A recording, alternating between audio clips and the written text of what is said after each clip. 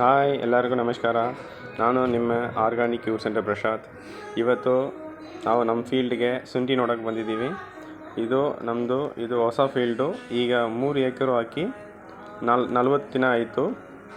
ಎಲ್ಲ ಮೇಲ್ಗಡೆ ಕಡಿದು ಎಲ್ಲ ಹೊರಗಡೆ ಬಂತು. ಈಗ ಮೊಳಕೆ ಎಲ್ಲ ಚೆನ್ನಾಗಿ ಮೇಂಟೈನ್ ಮಾಡಿದರು.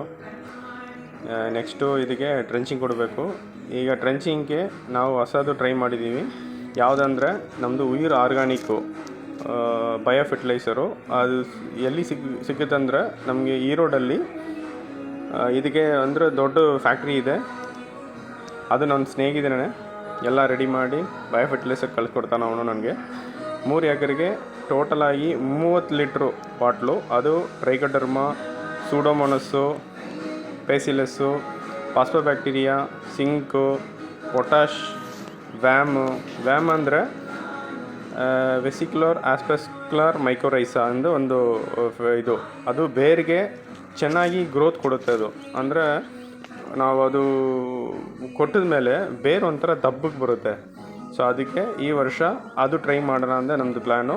ಎಲ್ಲ ತೊಗೊಬಂದಿದ್ದೀವಿ. ನಾವು ಇದಕ್ಕೆ ಟ್ರೆಂಚಿಂಗ್ ಮಾತ್ರ ಕೊಡಬೇಕು.